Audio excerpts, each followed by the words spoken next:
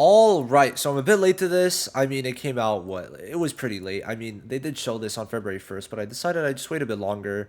Wanted to record some other videos, and I've just been a bit busy, but now we should be good.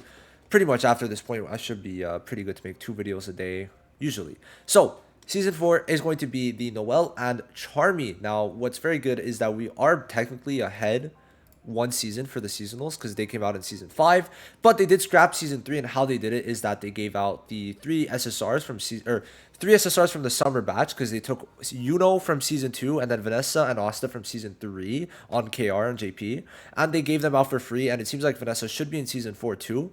Hopefully, maybe later, maybe they'll be like, yeah, maybe we can't give her yet, she's kind of busted. But for now, we know that that was scrapped, so technically season 4 is the old season 5, and season 5 will be the season 6 units on JP, so we are going to be looking pretty good for that. Now we're going to be talking a bit about should you summon, what should you be doing exactly, and then afterwards we're going to just to say, by the way, I'm going to make a video when season 4 comes out going over all the season 4 banners, because obviously I like to break it down for people, and people don't really look at just like the full banner schedule. Sometimes people just want to see should you summons, so we're going to go more in depth to that. That's how I'll probably do it. When we get these, I'll make a should do summon for the seasonal banner, and then when the season comes out, I'll just go in depth into all the banners coming out that season, because obviously they show us in game right through the glossary. So that's going to be pretty cool. Now we're going to talk a bit about both of their kits and all of that stuff, but quickly I just want to like kind of show you guys the what's it called, the graphic, the video, right? The video itself. I kind of like this, kind of cool, right? I was looking at the renders, and that's Vanessa, that's Mimosa, that's Go, Seke, and I think that's Magna. That should be Magna in the back. And then obviously you got these two. I'm gonna turn off the music. I don't know if it's copyright or not. But yeah, overall, I like the animations for these are probably the best they've had so far in the game. So I think that people will enjoy them a lot. Noel's ultimate too is like really clean. They did a really good job with this. Um, yeah, no, like look at that. I personally really like it. The background's nice. Everything about it is very cool. So yeah, no, and skill pages also look dope. Now, what's funny is that they call it costume party. Now, the main reason a lot of people will be mad about it, where it's like costume party, or not even that, just like people like Halloween in February. Let me see. Did anyone really mention it? Not Okay, not Halloween. Get our act straight. Well, they can't really do much about that. But let me see. Is there anyone talking about it? I know a lot of people were talking about it. Maybe it's gonna be in the next one. Maybe this one. Is it going to be here? Because if not, I'm just gonna continue talking about my Halloween in February. So basically, they call it costume party because they have to keep up with the season order for the most part. So that's basically why they're doing that. Hopefully when they catch up it's going to be better, because obviously if we catch up to JP and seasonals, then we're going to follow them in terms of the seasons we're doing, correct? So when that's going to be the main point, and it's why catching up for seasonals is the most important, and why skipping that one season was actually really really good, because obviously us skipping a season made us get closer to the seasonals, which is much more important than the pickups, because obviously the pickups could come out whenever. But let's say they have, I don't know, let me pull it up, because we should be catching up in about season 9, my guess, for seasonals. So season 9 is going to be, let's look at this. Let me zoom in a bit. Season 9 is going to be like in June. So that's when the summer seasonal should start. And that's when the next themed, like 100% themed seasonal will be. So, we don't want a repeat of getting summer units in December. So I think it's good that they catch up for the seasonals. Now, anyway, let's go on to the units. I'll start with Noel, since Noel is the fan favorite and also just a better unit. And then we're going to go into Charmy. So Noel, very good debuffer, single target on all her attacks, but ends up working very well. But the main part of her kit is her passives. Now, one thing I do want to mention, Pride 1 did put the LR2 and 5 now, so it's separated. So please, if you want to see all of that stuff, I do recommend checking it out now. Mariel should be up soon, I'm gonna guess, but we'll see how that goes. So yeah, let's go. Skill 1, I like it. Extends debuffs and SP -1. Now the skill 2 is probably her best one, where with the skill page, magic attack reduction on an enemy, taunts, SP -1, and blocks HP recovery. Now why the magic attack reduction is good is because it's gonna usually be a lot of DPS with magic attack, and you're also taunting. So the taunt is gonna be good, which we'll talk about why later on. More so for whales, right? I'll pull up the skill page now, since we're gonna do character with skill page and then character skill page. So let's pull up Charmy's 2, wherever Charmy is. All right, so we're going to talk about that later. Now, the taunt is very good because she's going to be forced to be attacked, which is going to end up helping her a lot. But this SP minus one on all enemies is super duper strong.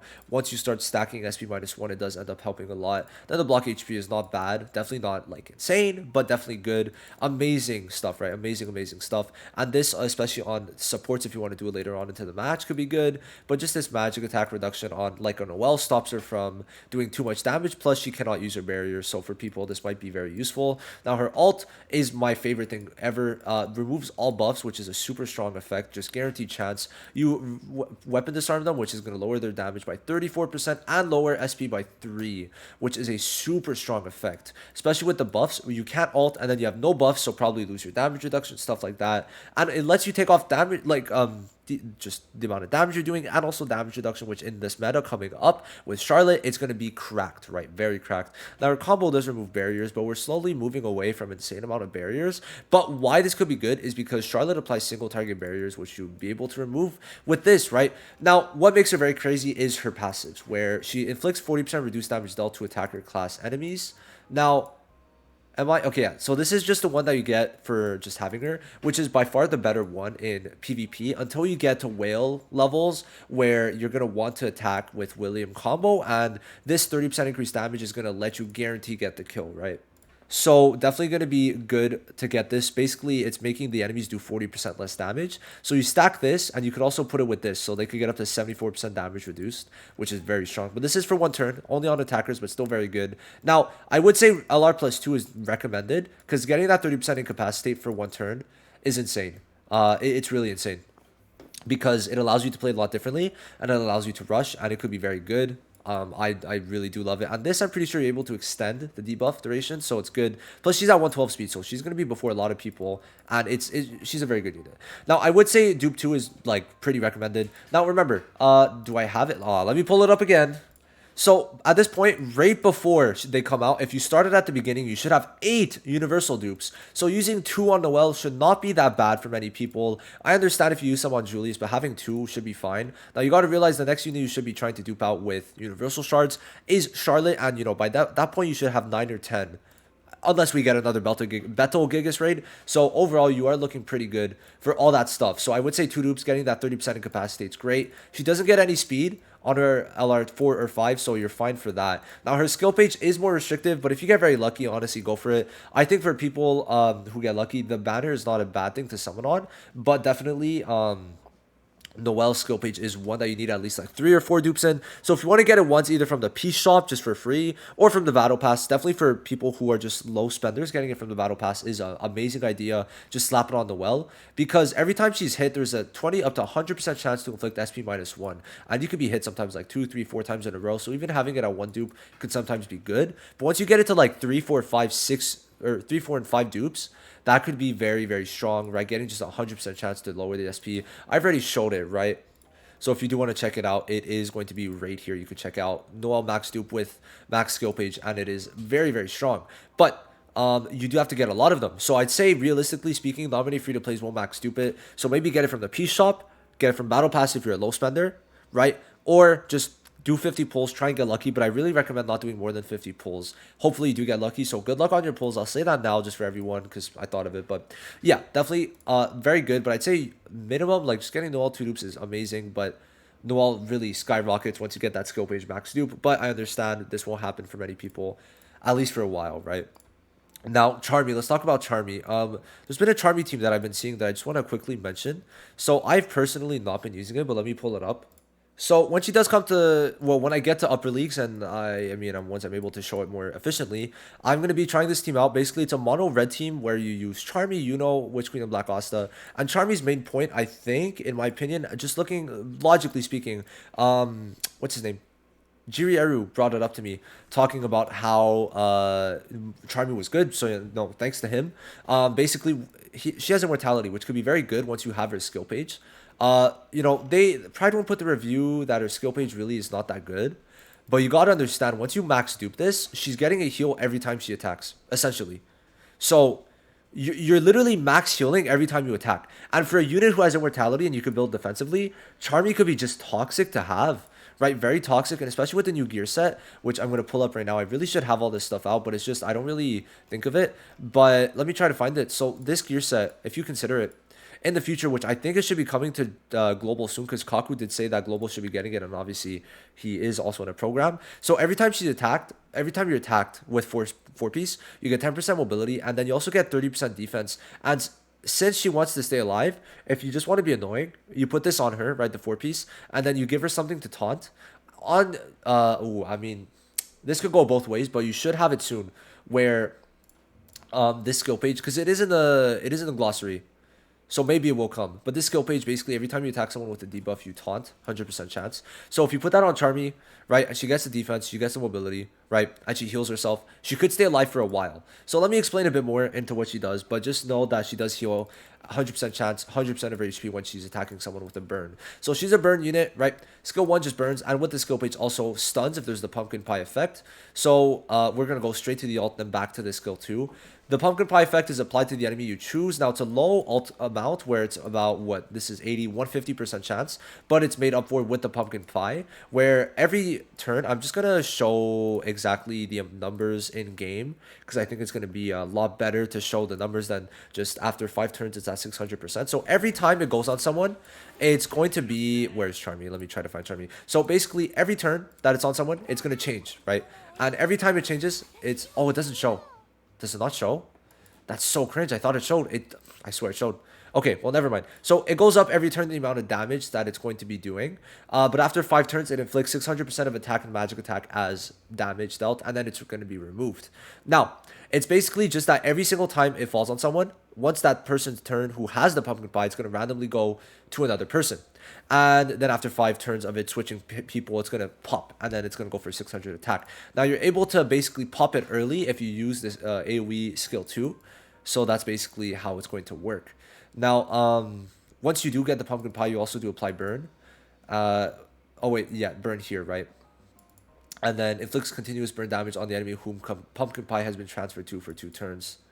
I don't know why this is 2 dots, but am I tripping? I think it's just that they get burned, and then after whoever gets it transferred onto them gets a burn. So a lot of burns are going to be applied with this, right?